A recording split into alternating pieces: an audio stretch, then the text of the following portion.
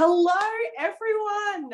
So nice to see you all. What a treat to be hosting this session today. Really looking forward to it. All right, so I am going to just bring up the chat. Pop in the chat. I would love to know where everyone is joining us from today. As most of you know, today's session is hosted by Orni, which is an all-volunteer group supporting Australian and Kiwi women here in New York City. So thank you so much to the amazing organising team, and a big welcome to all of you. Thank you for taking time out of your day to join us, and a special welcome to our 4 entrepreneurs who are joining me today to talk all things starting a business, or I guess like surviving in business during 2020 and indeed 2021. Hi, everyone. I am going to jump into the intros. I'm so excited. But what I thought we'd do to start with is just, I would love everyone to pop into the chat one word that kind of sums up the last 12, 15 months for you. Because I kind of oscillate between like disastrous and like blessing in disguise. So anyway, what is the one word for you? Love to get a sense from you all in the chat. Wild. Yes, Tali, I feel like you've absolutely nailed it there. But a big hello. My name is Meggie Palmer. I am the founder and CEO of Pep Talk Her, and we're on a mission to close the gender pay gap. So we launched an app a couple of years ago, pre-pandemic, perhaps fortunately, supporting around 60,000 women around the world to know and ask for their value. And then we work in-house with Fortune 500 companies supporting their diversity strategies and encouraging them to get to equality in their leadership positions. So it is a real treat to be here today, and what an exciting opportunity to meet so many amazing women in business. If you have a business and you're on the call today, please pop it in the chat below. If you're thinking about starting a side hustle, something like that, we'd love to hear from you as well where you're at, so that we can kind of tailor the conversation to you too. If you've got a link to your website, we want to cheer you on from the sidelines. So pop that in the chat as well. And just want to acknowledge today that, you know, some of us got our vaccine. I got my second one today. Equally, it's still a really tough time for a lot of people. So just want to send our thoughts to people, particularly in parts of South America and of course India right now, who are not doing as well as New York seems to be doing right now. So just want to acknowledge that it's still a really challenging time, and indeed probably will be for the rest of the year for millions of people. But without further ado, it's such a treat to introduce to you all Amelia, Shweta, Tali, and Jennifer as well, who all have businesses. And I'm going to throw it to you ladies to quickly give us the tweet-sized introduction to your business. Shweta, I'm going to start with you. You founded a cafe in the middle of a pandemic on the Upper West Side. Talk me through your business and how we can all help support you for the meantime. Thank you. Yeah. I got to say that, you know, compared to some of these other ladies, I don't get that much credit because I was always going to do it. And, you know, we were scheduled to start construction sort of March of last year, and literally the week of the shutdown, we were meant to start construction. So there was a time where I even thought, should we even go ahead with this? But we did. And so we opened in August. We're on the Upper West Side. We do sort of specialty coffee, in-house baking. Our offering has changed a little bit with COVID, but and hopefully we can get back to what we had envisaged later this year. But that's sort of what we're doing. Awesome. And we're going to put all the Instagram handles in the chat so that you can, get hungry, frankly, looking at all of the content. And we know that you're needed in York because, let's be real, Americans don't know how to make good bread or baked goods. So thank goodness there are people like you absolutely crushing that space. I actually haven't been to your cafe yet, but obviously it's on the agenda now. I know there's a lot of people who live in New York, and going north of like 59th Street feels very foreign. And I'll be honest, like I came here for grad school, and so I was like up at Columbia. Up that side, yeah. There from the outset, but I remember coming as a tourist. I remember coming for work, and I definitely didn't go north of 59th Street. So I understand when people don't make it up yet. But listen, this is a good excuse. What better excuse than to make it up for some delicious coffee and bread? Exactly. And while you're city biking or walking up, you can just pop in your earbuds or your earphones and listen to Amelia's new podcast, which is incredible. And I'm only up to episode 3, I have to be honest, but I really enjoyed it. Amelia, welcome. You started and you launched the podcast in the middle of a pandemic. It's sort of a side hustle for you because you're an expert in this space already. Yeah, I've been trying to think of, my collaborator is Linda Mariano. So it's Linda Mariano's Tough Love. And she and I have been working on it since January of last year. So we've been thinking of what to do since January 2020, but not really pinpointing what. She had plans to move to LA. She's currently in Sydney. Her long-term partner is in LA. And so we were imagining that was what was going to happen, and that's what we would work on together, something US-based. So what happened instead, of course, as we all know, was a big pivot, everybody reassessing. So we decided to instead focus on that, because she essentially she went to Japan for a job from LA and then couldn't get back to US, had to go to Australia. She hadn't really got her visas in gear yet about moving, but all of her stuff, including her entire wardrobe, is still in LA, in West Hollywood, and she's living with her dad as a 35-year-old woman in Brighton Le Sands in Sydney. So it was already like as a big concept for us. And so we developed it out last year and we launched in early January. And one of the things we wanted to do was just get it out there so that we could keep the story current. But what we did is instead of a normal chat show, and as you know, if you have a listen, we wanted to make it audio, real-time, audio journal, documentary. And so the concept itself is, I feel, is quite innovative. It's definitely something that I wanted to do all through last year. I was doing a lot of freelance work. I did lots of pivot myself. Directing live stream events wasn't on the agenda when I started 2020, but I ended up at Amazon directing all these really crazy concepts. So last year was bit crazy. Well, a bit crazy, but also sometimes there's a silver lining, right? And so the silver lining, it sounds like for you, is the launch of the podcast. And that's really what we want to focus on today. Obviously, it is such a challenging time still for a lot of us. But what we want to talk to and turn to today is the fact that in some ways there were a few silver linings. And Amelia, you mentioned that Linda had struggles with her visa. And Jennifer, I know that that's actually the visa challenge, which we're all familiar with, actually was the reason you kind of got to start your amazing candle label. Can you talk us through that? Yeah, of course. So obviously I was waiting quite a while to get my working right. So I couldn't just sit there and do nothing. So I signed up to a candle making class. It was meant for March and it got cancelled. So I started researching and realised how many toxic ingredients go into making candles. So that was probably my biggest motivator. So these are the candles that I make. They're all made out of 100% soy wax. And I try and be as eco-friendly as I can as well. So I try and use eco-friendly packaging that can be reused. And I hand pour it all in my kitchen in Williamsburg apartment. And I also, for every order I make, I also plant a tree. One tree planted.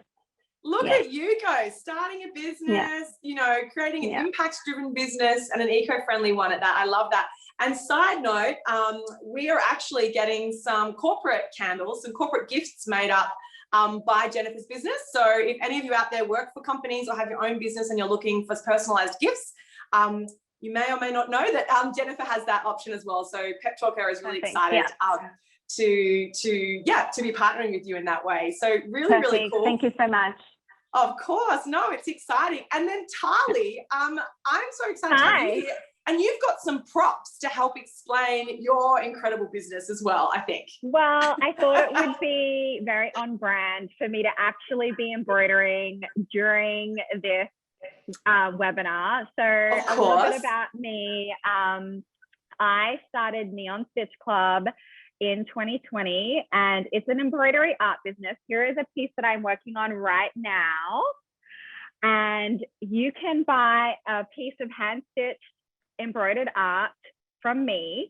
And the Neon Stitch Club is, yes, a place to buy something unique for your home or as a gift, but it's also a place where the ancient art of embroidery and the energy of neon sort of come together and collide. And I really wanted to be to create a community of people who both love fiber art but also bright colors, because most fiber art is in neutrals, and neutrals, unless if you can tell from what I'm wearing, are not quite my jam.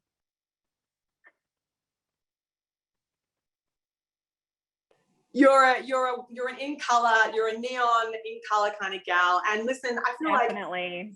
we all needed a neon Stitch Club vibe in our life the past 12, 15 months. So I'm delighted that you're joining us today to bring your neon energy, and feel free, of course, to continue stitching. Business owners never sleep. I get it. Tali, you're a side hustler.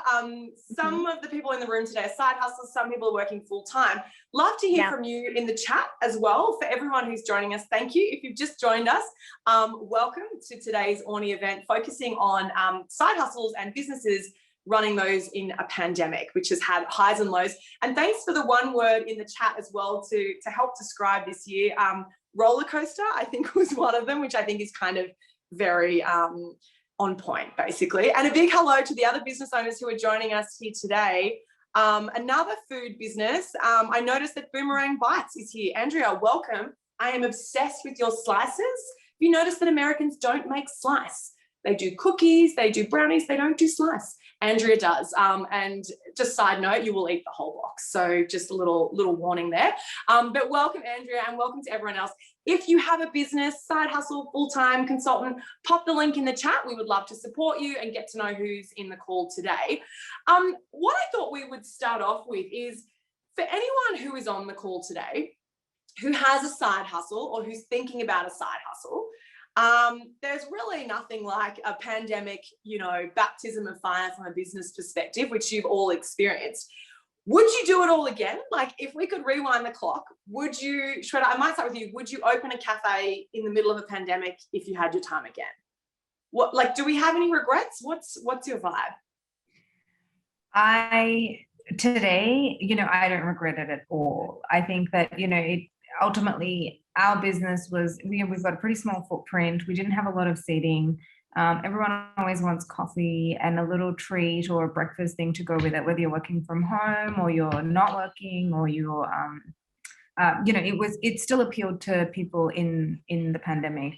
I would say, that if you had asked me that 2 years ago and been like, there's going to be this like huge pandemic coming and millions of people are going to die, millions of people are going to be unemployed, do you still want to go ahead with it? I think I would have said no. And it tells you something a little bit about how, we adjust to our circumstances and we figure out ways to make it work. And like I said, our conditions were good for a business like mine. And maybe if we had been looking at a large restaurant with like 70 seats and, that would have been, a catastrophe. So, maybe I just got lucky, but I think there is something to like, you'll kind of figure it out to some extent. And I think, your attitude clearly is right there when you say you've just got to figure it out. And I feel like that's the only thing you need to know about starting a business, is that you figure it out. And if you don't, you're in trouble. But Jennifer, a lot of people on the call today have no doubt been waiting for visas, maybe is still waiting for visas, have had the highs and lows of visas in America. What about you? Like, has it been a good use of your time, do you think, starting a business? Because there might be some other people on the call thinking about the exact same thing. I agree. I don't know what I would have done if I didn't start the business, to be honest. I would have just been sitting around not doing anything. So it gave me purpose. And purpose is so important, isn't it, when it comes to starting a business? And Amelia, I can see Amelia's like, Amelia, go ahead, because I know passion, purpose, that intersection of business and creativity is so important to you. Yeah, I think that's exactly right, is that it's like you need to have a purpose. And I feel like my first half, for like 4 or 5 months, was really just with the children for me. Great, isn't it nice that we're all at home with a 2-year-old? But as much as like that purpose of like making sure that they're fed and well and healthy, it's like to have something, a project that you can then see progress. Now, as soon as you said that, Jennifer, I was like, to have the purpose is like episode 3 of us for the Tough Love podcast. We called it How to Win Your Life. And the main sort of summary was the expert we spoke to, this wonderful psychologist, is all about well-being. He was like, this 12 months at the time if we don't have a sense of purpose, we can't see progress and to move on. And I think for me, it's my industry, but I have never worked on something myself. I'd worked on different things with editorial deadlines, making sure it's other people's stories. But for Linda and I, we really crafted and poured our hearts into our own stories with our own deadlines, and to be able to develop something, create it, and then ultimately like hands-on again, cutting tape and building soundscapes for me. I was like, I can't believe I can still do this after so long. And I think that's where I got so much passion from it. So my progress, my learning, and then ultimately connecting and helping people as well.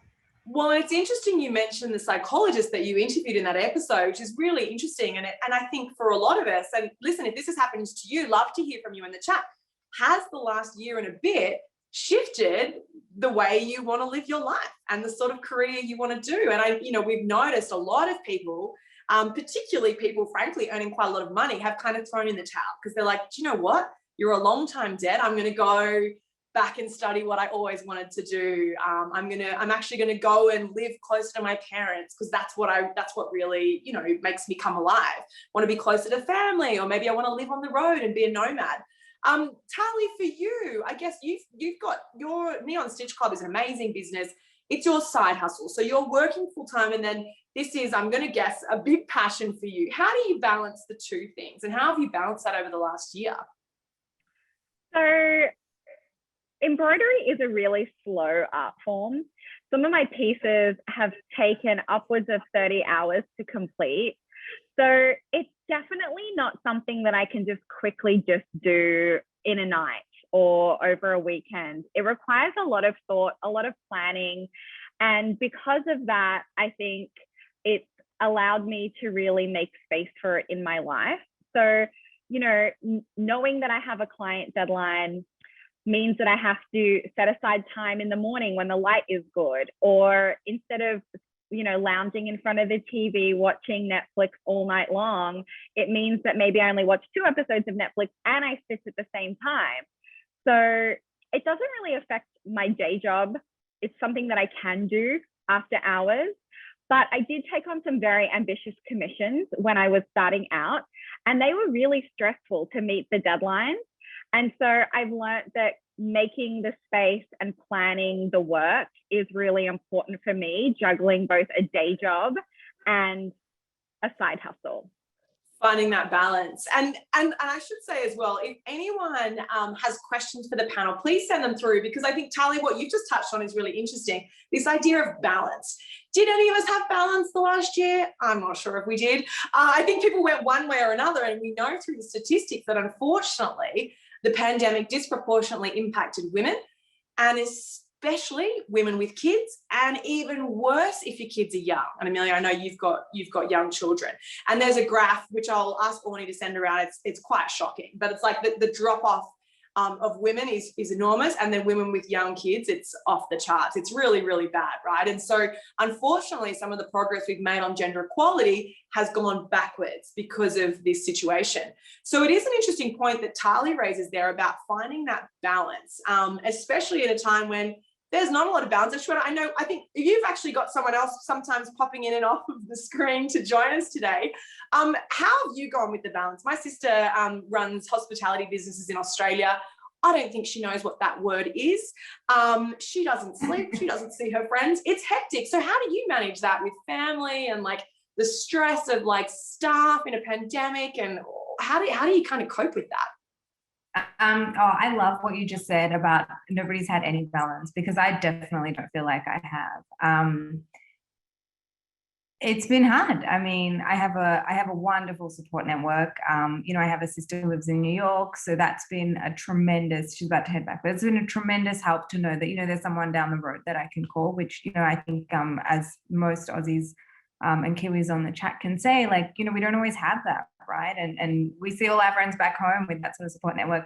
I have a wonderful nanny who has been so, so reliable. And then I've got a fantastic team. And that's all made it much more doable. But, I'm at the cafe sometimes at 4 a.m. to, bake. And last week the fridge broke, and my husband, we live pretty close to the cafe, which is helpful, but my husband had to go down and check the oven at 9 p.m. at the fridge, sorry, that had broken. So I definitely leverage the support that I have around me, but ultimately, I think that it's part of the joy of having something like having the opportunity to create something like this also comes with its own challenges. And it's a little bit about accepting, like you just said, that there isn't going to be balance for this particular period in life. Yeah, it's a hard thing, isn't it? And I don't know, I feel like even people at the top end of town who've had businesses for a long time, I'm not sure they have the secret either. Although if you do on the call have the secrets, please let us know in the chat below. I will say from my business perspective, having a team has been a game changer for me. I hate numbers, hate accounting. This year I decided to invest in a bookkeeper and an accountant, which is a couple $100 a month. And I was like, can we afford it? Honestly, been a game changer for me. Jennifer, I'd love to hear from you. Shona just mentioned, she's got a great team. Your business is quite new, but it's growing. How have you kind of, when did you decide if you should or shouldn't invest in a team and staff? How have you kind of balanced that decision as well? At the moment, it's been okay with just me, but I definitely feel if I was to get a job outside of this, I would probably definitely look into hiring someone else. My husband's always good help as well. So if I ever need, for example, he's my finance guy, so all my numbers go to him. Well, yeah, he helps me a lot. It's interesting you say that because we've had a question come in talking about navigating visa issues with other income sources. Unfortunately, we can't give specific advice today, but we can say you should absolutely talk to a legal and financial professional. But to Jennifer's point, also leveraging relationships that you have with friends, family. Amelia, I know that you had a lot of, I guess, shall we call it sweat equity from people who supported you and Linda and the project, who've kind of helped you, but you haven't had to physically pay them any cash yet. That's kind of helped you have that runway to keep building the content that you're both putting out. Yeah. So when we were developing out the creative side, I was also developing out the partnership side. So we probably kicked into gear like August last year. And so I had a contact to develop like a partnership. Either I was looking for a network partnership, so there's something to distribute and help me with ad sales, which is the podcasting industry is relatively new. Sometimes it works, sometimes it doesn't. That sort of revenue options is very different to music licensing, which I have a lot of friends in the music industry who were trying to help me with the podcast. I'm like, it doesn't work that way. It's different. Eventually we were like, the partnership that network wanted to do was 50-50 in IP, 50-50 in editorial direction, where this is very closely linked to Linda's life. And we both agreed that we didn't want to create a drama like a reality TV show should that network not like our numbers. Right. And so from that side of things, the revenue, I was like, look, if we make it ourselves, we can then work out where to get the figure it out. And the content is the same. Yeah. And so for us, it's like we sort of put it out there first, hopefully can work out the monetization later. It definitely is an evergreen podcast that people will still want to revisit because it's universul themes, even though it's a pandemic sort of story. Very relatable. But yeah, it didn't have the consultancy just with even structuring how my editing session was. We've had people who have said to me, we know we're going to work with you. The podcasting industry in Australia especially is very small. So we want to help now because we know that I'll sort of pay it forward eventually. So that kind of community of professionals has been really helpful with the get-go. And then ultimately they love the product as well. So they've been sharing it on their platforms. We got fresh finds on Spotify in the US just through my network. So there's been some good recognition that's been rewarding, even though it's not monetization yet. Well, and that's interesting. And Talia, I'm interested from your perspective because, your business, the creative community is, of course, very tight-knit in a lot of ways. And particularly what you're doing, how has the community helped support your growth? And have you had anyone sort of, doing favors for you, or like kind of that sweat equity idea of people who just believe in you and your mission and the joy that you're bringing to the world?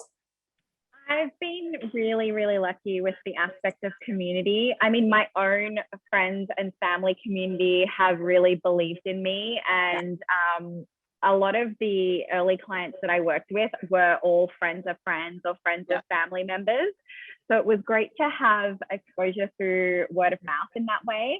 And then the Neon Stitch Club is all about creating a place for lovers of color and lovers of fiber art. So what has been really exciting for me is actually seeing other artists and makers embrace this idea of the Neon Stitch Club and use that hashtag when they are sharing their own works of fiber art that use bright colors and neons in particular, or as we say down under, fluoro colors.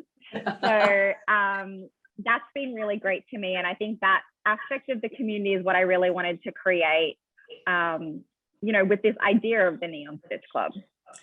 And I want to touch on that because I think it's interesting. And I think it's interesting here that, everyone on this call, and indeed a lot of the women's who I can recognize in the attendees list as well, run businesses or side hustles that have that community or that impact side of things. Like a lot of us are trying to build a business that's going to create some change hearts and minds with Amelia's content. And Tali, to your point as well, like bringing fluoro back and bringing it out into the world. I'm interested to understand from all of your perspectives, how do you think that community element actually helps you with the bottom line and profit? Like, can you leverage community to help grow your business sales? And Jennifer, I'd love to hear from you on this.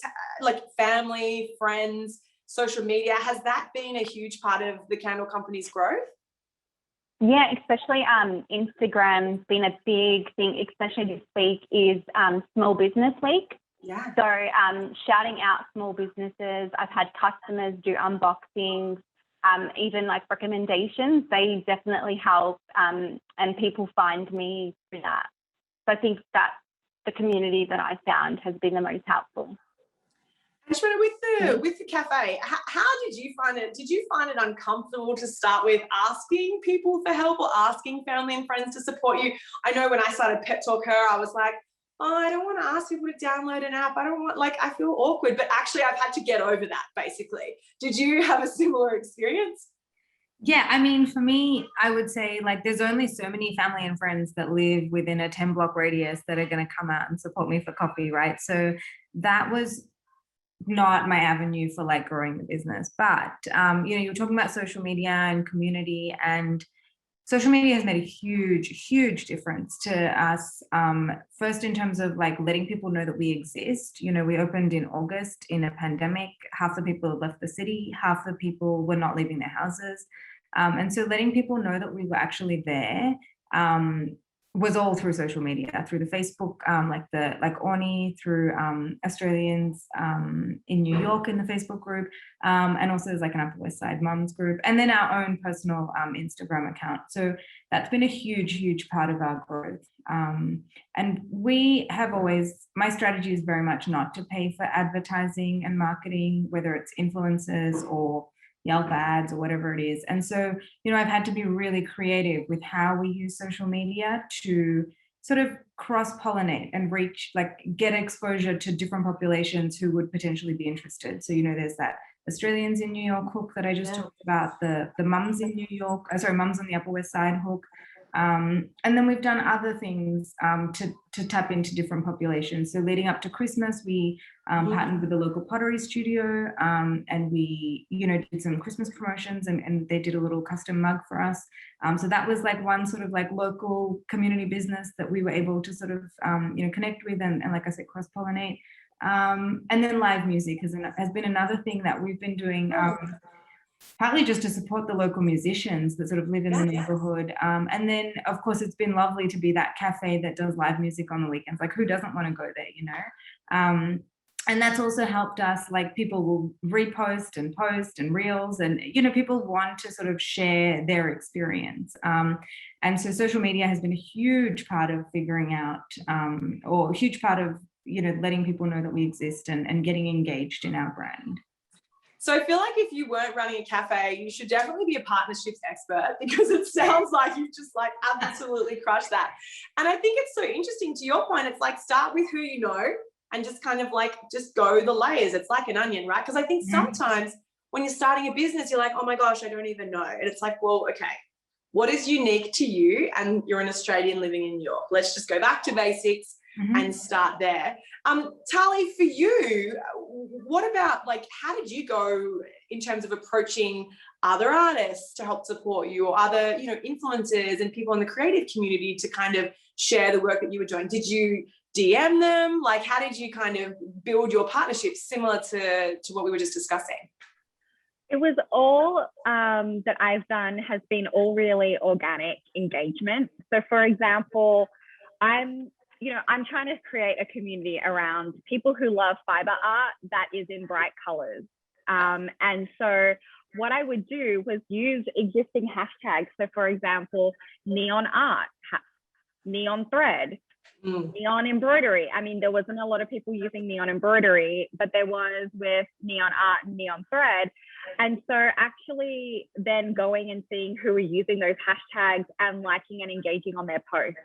Yeah. And that was a really great way to let them know, wow, there is something that exists called the Neon Stitch Club, and there is this community of people who really love this idea of bright colors and embroidery. I want to be part of that. And that was the first thing that I did. And it's something that I continue to do now as a way to increase my exposure to people who love what I'm doing. Another thing is to, in all the other artists and makers that I follow, there are some people out there that have the same kind of vibe. They're in the same wheelhouse.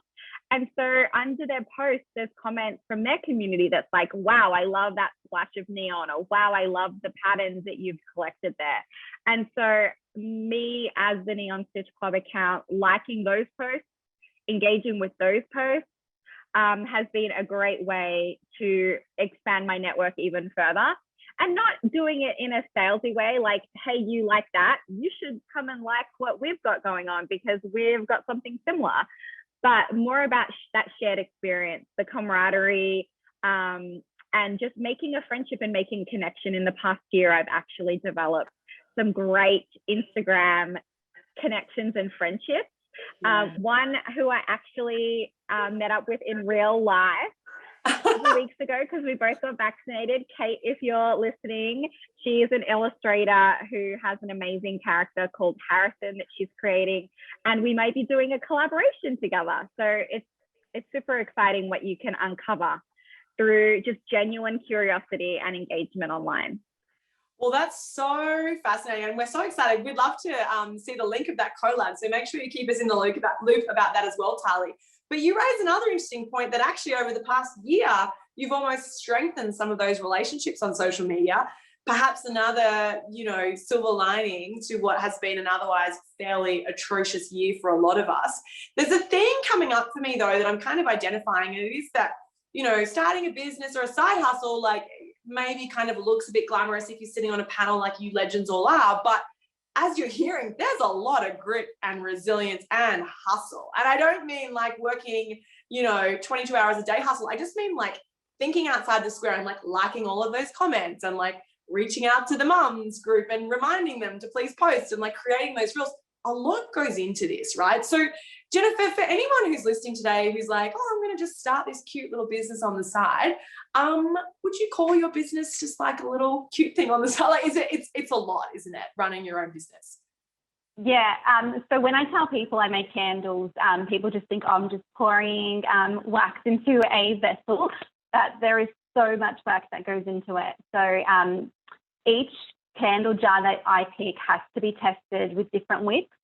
So it's not just one size fits all.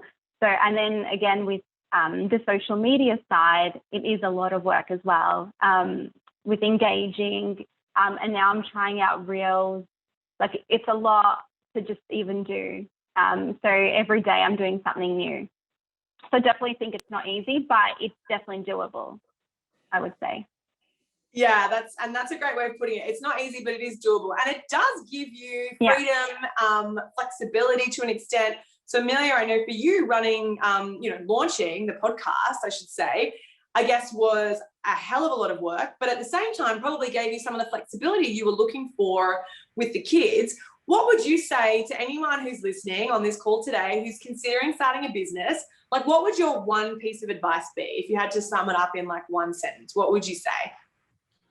Oh my gosh, I really need to have a little think about those kind of like, what's the summary? It's interesting to me, let's thinking about that. It's okay. It's obviously a passion project, but it's within my industry. I think that having really good planning up front I think with all projects, sometimes we can dive in and just do projects. And I've done a little bit of both with this one. You know, I was thinking about it for a long time, but then really formalizing the idea, you know, over summertime last year.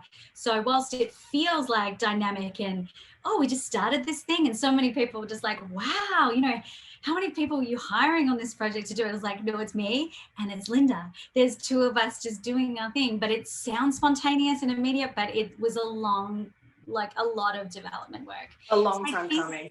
Yeah, I think that, you know, when I'm just grabbing little moments away from children and really thinking, I don't think I can summarize like, you can do it this way. I feel like step into both worlds of like a little bit of structure and business, and then a little bit of a creativity, and try and just lean into both sides where it can suit you.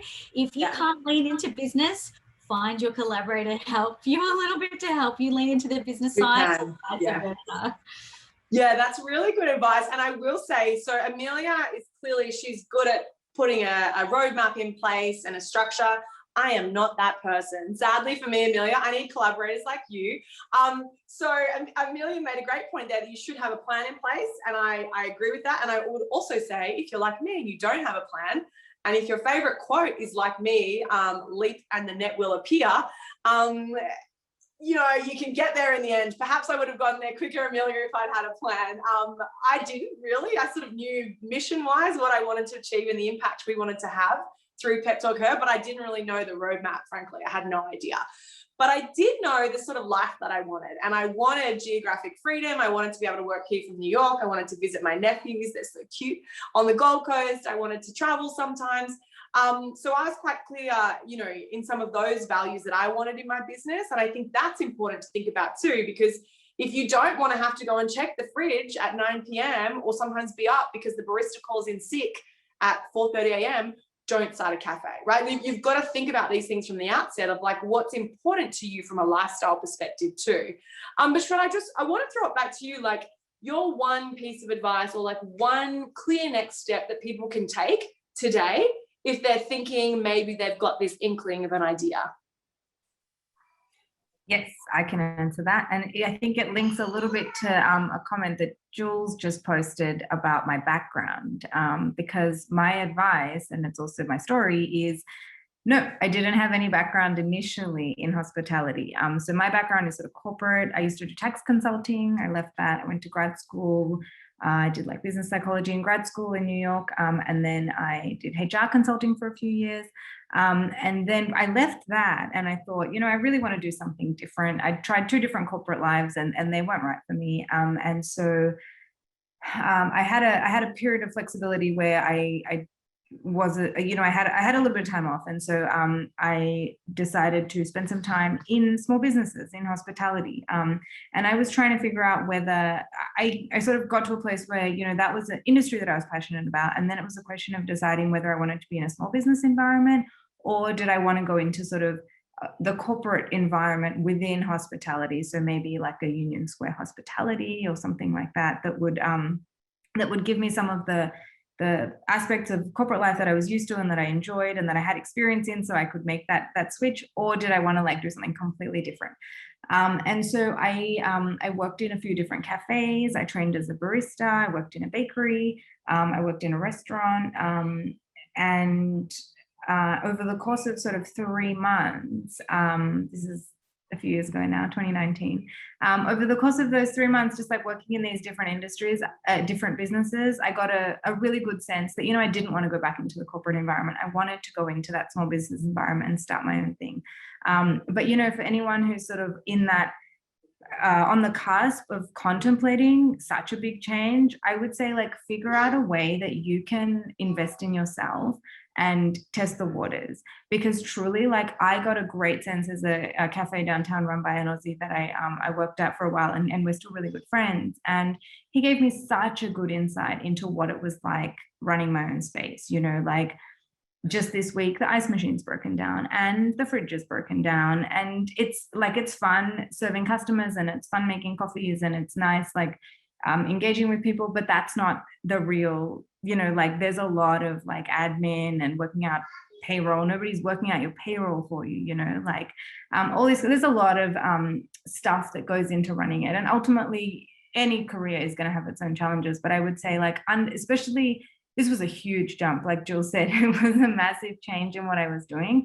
So find a way to like test it out, you know, in as low cost a way as you can, because this is a pretty small venture, and so it's not a huge capital investment, but it is a substantial capital investment. And so finding ways to risk it in a way that you know that like you go into it, you're going to enjoy it, not like you spend like a couple $100,000 and then you're like, oh, it's a big mistake, you know?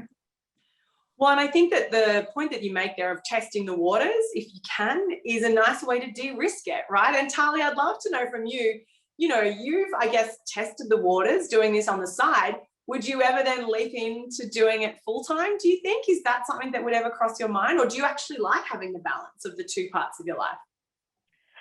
At the moment, I really like having a balance. I think one of the things I've really struggled with, and that is, I think, hindered me, A, in starting and launching the business, and then B, in growing the business further, is I'm still trying to figure out the business model. So as I mentioned before, embroidery is not, especially hand embroidery, everything's on my hand. It is not a fast thing. I'm not creating artworks where I'm Jackson Pollocking, spraying paint onto the wall and it's done. Not trying to diminish his work at all, but it is a very slow art form. And so a lot of people are not accustomed to spending fine art prices on fiber art. There's an education and a stigma that the market is just not 100% ready for yet. So, you know, I'm just not sure whether I need some more time to figure out how this can actually make money. A lot of other embroidery artists focus on the designs and sell them as digital downloads or put together kits. I'm not really interested in just designing things digitally to sell, and I'm not really interested in holding stock of kits that may or may not sell in the future. I really want to create custom bespoke pieces of art. So right now I'm decided to focus on that angle and to charge a premium for it, because I'm, you know, positioning it as a custom bespoke piece of handmade art. And we'll see how things progress. Maybe I will create a whole new opportunity for revenue that no one else has thought of yet. Well, listen, I think you should. Why not? Why not be the one who creates the whole new art category, the revenue stream? But you raise a really good point, Tali, and, you know, this is relevant for those of us who've been in business for, you know, a couple of years, and for people who are starting out. And ultimately, you know, unless you're going to start a not-for-profit philanthropic organization, how are you going to make money?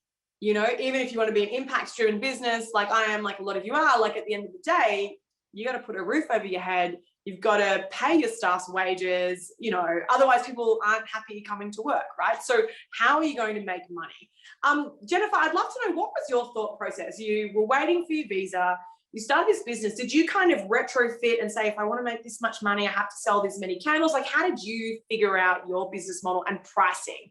I think pricing is something that is really tough for a lot of entrepreneurs. Yeah. So basically, getting the right product first, seeing how much they cost, and adding in the labor as well. A lot of people forget to add your time. So, and yeah, so that's the biggest thing. Because obviously my pricing is, I wouldn't say it's on the cheaper end, but it's not on the more expensive end. But I would say it's quite average, in the middle. And so I just make sure I know all my costs of goods and then times it by a certain amount to make sure that I am profiting, basically. And you've just hit the nail on the head there. And I think it's that idea of like, what is your time worth? And of course, when you're starting up, you're working crazy hours. And if you factored them all in, you'd probably be earning less than 50 cents an hour. But as you grow and scale, you've got to factor that in, right? And the other piece of advice, and I'd love to hear from you all on this, my mentor gave me this maybe a little over 12 months ago. I wasn't taking a salary myself. We were making money and I was paying my expenses and paying my team, and I wasn't taking a salary. And she was like, you have to take a salary. You have to value yourself, because if you don't value yourself, she's a bit woo-woo, to be fair, this coach, but she was kind of like, what energy are you putting out there? Which, you know, I take that with a grain of salt, but she's actually right. I think now on reflection, because actually when you start to reap the rewards financially, you're like, oh my gosh, this is amazing. I can like go out to dinner and not worry if there's enough money in my account. So that idea of paying yourself first, which some of you may have read the book Profit First. If you haven't, highly recommend it. If you don't want to read the whole book, hot tip, Blinkist. It's like an app, and they like do like a 5-minute, 10-minute summary of the book. That's what I did. So I didn't actually read it. But anyway, I cheated a little bit. But Amelia, you've, with your business, so you and Linda have started this podcast, you're playing a long game because you've not monetized it yet, but certainly that is the goal, that you will hopefully both be able to certainly profit from this in some way, whether it's ads, maybe Netflix wants to make a show on it. I don't know. Are those some of the revenue ideas that you thought of as well? Yeah, all last year we were thinking of those. That's why holding the IP, the intellectual property on a creative concept like this was so important to us at the beginning, because once you start to share that before it's even made in the creative space, is that then you have to have certain different kind of difficult conversations. So whilst we're looking to partner with a network, just a small but really great podcast network here in the States, they were like, we can split revenue, we can split ad sales, you produce it. And then we can hold 50-50 with the IP. And so longer term, that meant to me, what if they don't like it? They can sit on it and not release the project, because they wanted to keep all the feeds and all the RSS. And whereas I was like, I think we need to just have complete ownership over it, because then we can negotiate the IP for the film rights or the book rights. And to think that, it's a small project, it's a proof of concept. Really to show that this is our IP, we've copyrighted, it's all the ownership, so that yes, it's a long game, that potentially further down the track these things can grow. With it as well, we've thought it's tough love, it's Linda Mariano's tough love here, but it could be her next chapter is being an Australian in LA. That's another tough love that can happen, because she's living with her partner for the first time. She might get married, she might have children. There might be other tough love chapters in life, the chapters, exactly. And that we're building the community through that hopefully it's a little bit of her personal brand, but it's also something that she knows she can't do. We're independently, we probably wouldn't have made it so strong, but together as collaborators, we're like, great, it can be like this. There's different ways of podcasting. You can have a Patreon, so people have exclusive ways to monetize. So for us, it's like, okay, we need to have the space to do it and get out of production. Because once in production, you just in the thick of the creative process. Finished, the season is done. We're like, great, now we're going to spend the next chapter working that part of it out. And I think it's interesting, and there's different ways to skin a cat, right? When you're starting a business, you can totally play a long game like Amelia's doing with this content. And to be honest, when I started Pep Talker years ago, it was my side hustle with a long game that hopefully eventually I could quit my job in journalism to do Pep Talker full time. So I do, like, I'm a bit of a fan of the whole dip your toe in the water. It's just what I know. And I've also bootstrapped my business, so I've self-funded it. But there's different ways, right? You might want to raise some capital from either angel investors or venture capitalists, which allow you to kind of take that leap a little quicker, perhaps. We've had a question come through, and I'm going to get to that. And if anyone else has got any questions, we've got 10 minutes left. So shoot the questions through. Love to, direct this conversation where you want it to go. Thinking about the year ahead, I guess we're kind of almost, what are we, a third of the way through already? Tali, like, what's the vision for Neon Stitch Club for this year? You're thinking about this next revenue model that you're going to create. Like, what's the goal for you for the end of the year? So one of my trusted advisor, my husband, has really been encouraging me to take a little bit of a break from seeking commissions and to play and experiment a little bit more. And I am listening to him. His message has come through loud and clear. And as an aspiring and budding artist, I really enjoyed taking a break from producing work to client expectations, as much as I do love that.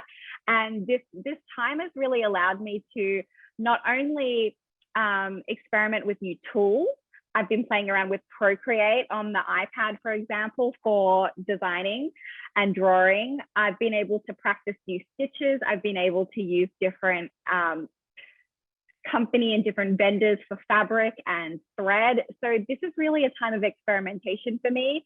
And I'm excited about what will come from that and perhaps where my style will go to in the next couple of months. Well, I love that concept of play and stepping into that idea of playing, and the creativity, you know, no doubt will be even further amplified for you. That's so exciting. I just want to actually come back to you, Tali. I'm going to pick on you for a second because we've had another question about if you have a side hustle, are you honest with your boss about it? Which I think is an excellent question, because some people, and you want to check the fine print, some people actually have a clause in their contract, and I did, so don't tell my old boss, that said if I created anything while I was working under their pay, in fact, they would have claim over that intellectual property. So for that reason, I wasn't really transparent with my old bosses. But Tali, love to know from you. Are you open about it, or do you kind of keep it on the down low? I mean, I create embroidery art. It's not competitive at all to what my current employer does and what I do for them. So I think that it gets a little in tricky territory if it is competitive in some way. But in my case, it's not. And so for that reason, I've been very, very transparent about it. And in terms of sharing what I do, I've been very open about it. And, you know, any opportunity there is for me to self-promote my embroidery art business to my colleagues, I do, because they are potential clients for me, and so are their friends and their family. So I tap into that. And I love that as well. It's all about the guerrilla marketing, right? Like, you've got to get it out to anyone who's around you. Shona, you made the point earlier that when you were considering opening your own thing, you went and worked for some other cafes, and you mentioned that you were still in touch with some of them. Was that awkward? Like, when you were kind of working at a cafe and then you decided to open your own, how did you find that from a mentor friend perspective? Were they supportive, or was there a little bit of awkwardness? Yeah, I mean, I was extraordinarily transparent from the outset. Like, and I think if you're doing something, at least my particular trajectory, I mean, you have to be. Like, if I was to send my CV to someone looking for an entry-level barista job, having had like 10 years corporate experience, there's only one way that's going to go, right? So you may as well just be upfront about it. And you know, what I did say to people is, look, I'll commit to working for you for 3 months or 2 months or whatever period of time was right for that particular organization. And, you know, now as a business owner, if there was somebody who wanted to get experience in the sector and was reliable, hardworking, punctual, customer friendly, you know, I'm happy to train them up for a couple of months if it means that I can like have that piece of like, what's, you know, that sort of weight of like resourcing off my head for a period of time. So yeah, absolutely. I was pretty upfront with all of them. And it's a great question, isn't it, about whether you have that conversation. And I'm sure that the people that you worked for really respected. And no doubt they still support you. And it sounds like they are still big supporters of yours. And I think, you know, often when you're in a space, obviously there's more than one cafe that people can go to, but it is nice when you find that community of people who have the sense that, you know, a rising tide lifts all boats, right? Like, if there's more Aussie cafes in New York that are amazing, it means that actually everyone's reputation through association goes up. So, because I think, and then there's a little bit of like maybe like professional courtesy. Like, the people who I would have worked with and became friends with, I think they would know that I would never open up within like 3 square blocks or 6 square blocks of where they are, right? Like, that would be rude and foolish. So it definitely, you know, you build that relationship over time. So it's not like they opened their books up to me on day one, right? But like, we worked together, we caught up a few times, and you know, you build a relationship that way. Yes, totally. And I think, you know, to that point as well, it's like, the other thing is like, don't be afraid to reach out and ask for help. Or ask, you know, can you shadow someone in their job, or could you buy them a coffee and ask them some questions? Listen, sometimes people are going to ghost you, but, you know, if you send out 5 or 6 notes, 10 notes, I reckon you'll get 2 or 3 replies. You know, people are very generous, and I found, especially in the last year, people have kind of got a little bit more time, right? Because they're not on a plane. And so the people that you can actually get access to and who are generous of spirit and to sort of share their experiences, I found quite incredible over the last year, which is another small silver lining. We've had another great question come through. We've probably got time for one more. If anyone else has any final questions, please put them in the chat. Jennifer, I'm going to direct this one to you, and that is a question that has come through from Tilly. In hindsight, what's one thing that you would have done differently setting up your business? Great question, Tilly. What do you reckon, Jennifer? Oh, I think we've got a bit of an issue with your audio. So there we go. You're back. Perfect. Yeah, with social media, when I first started out, I was really camera shy. I didn't want to put myself out there on stories. And I think that wasn't helpful at all. And if I could go back, I would engage more with my audience, and because people want to see the face behind the product. So I think that's what I would say I would do differently. And also not waiting for my product to be perfect. Like, I've changed my labels since I started, and I probably will again, just because you're always learning. And I think that's the biggest thing for me is don't wait till it's perfect, because you'll learn along the way, I would say. Oh my gosh, what an amazing takeaway. Do not wait until it's perfect. Yeah. Done is better than perfect. I love that. Wonderful advice. Amelia, finally from you, what's the one thing that you would do differently if you had your time again? I think that I love how you're saying about last year reaching out, and even this year reaching out to people and making those relationships, because I feel like I did that. And at the time I felt like I was moving fast and making these new, I made a new spreadsheet that was like connection funnel or something. I can't remember what I called it, but I was like new friends almost. And I would just do some random cold calling and stuff, but I was quite shy at doing it. And I thought I was moving at a fast pace, but now realizing a little bit, like I had that network connection for that podcast network and she was great, but I was like, I wish I'd gotten maybe 5 more meetings with different people. So I didn't have one. Am I going to, distribute in the States? Oh, now that's not working out with her, but now I've heard there's so many other different options that I wish I had pursued last year. So that's the only thing of like, if I was feeling that I was working at speed, but I was actually just being a little bit treading Australian. And now I feel like, yes, I can make those meetings now. Well, there is a cultural difference, right, that a lot of us find when we move here, and it's like you got to kind of rewire your brain a little bit to do business here. Let's be real. I mean, you don't have to, but you'll probably go a lot further, a lot quicker if you do. But that's a good point, Amelia, around like not putting all your eggs in one basket. So making sure that you've got more than one client, more than one opportunity, more than one option for, people who are going to commission your stuff, buy your corporate products. Put your podcast on their network. Really, really great point. Listen, I feel like we could kind of keep going for ages. I am just learning so much from all of you. If you are on the call, if you have a business, please, please, please do not be shy. Put the link, because we all want to follow you on Instagram. We want to check out your webpage, jump on your mailing list. Please do that. If you're thinking, maybe I'm inspired after this session to start a business, pop it in the chat. We'd love to hold you accountable to that and help support you from the sidelines. I really mean that. So if you've got an idea, even if it's not fully formed, don't forget what Jennifer said. It doesn't have to be perfect. Chuck it out there into the universe, and let's see, there might be someone on the call who wants the product that you're going to make or the service that you're going to start. So this has been a delight. A huge thank you to the panelists. Thank you for sharing so vulnerably about your experiences. A huge thank you, of course, to Orny as well, the organisers of today's session. The good news is you're all getting some discount codes.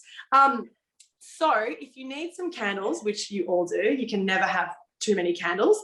Never have enough activewear or candles the last year, I feel. So make sure you check out Scent and Sprout and use the code ORNYPanel, so AWNY panel. And you're going to get 10% off there, which is really generous. Thank you, Jennifer. So please check that out. Support all these amazing women-led businesses who are on the call today. Of course, on the weekend, if you need a coffee /pastry/both, and a bit of live music, you know where you're headed. Shweta, what's the address so that we can all, city bike or wander up there this weekend? City bike, you'll come through Central Park, you jump out at 96th Street, and there we are. It's 96 between Broadway and Amsterdam. Okay, so prepare for the influx of all of us. I'm ready. That's awesome. if you need a gift, if you need something to fluoro up your living space or just brighten up your day, you know, Tali is your person. Check out Neon Stitch Club. Here's what I've been doing. It's beautiful. Yeah, this is what I've been doing during the panel. I've been filling in this green section here, which will be the bottom of a vase. Oh my gosh, gorgeous. I'm obsessed. Make sure you post the progress on Instagram so we can all keep an eye out. That's amazing. And of course, check out Amelia and Linda Mariano's amazing podcast. It is excellent. As I said, I'm up to episode 3. Check it out. Keep an eye out for the Netflix series and the book that's no doubt going to come your way, Amelia. I'm sure that revenue is going to pour on in soon. Thank you again for joining us. Check out AustralianWomenInNewYork.org so that you can be kept in the loop for future events. My name is Maggie Palmer. I'm the CEO of Pep Talk Her. Check us out on Instagram as well. If you need a bit of a pep talk with your career, head to peptalkher.com/challenge and join our free 5-day challenge. It's really fun and it had crazy results last time, which is great. But we will see you at the next Orny event. This has been a treat. Thank you so much, everyone, and we'll speak to you soon.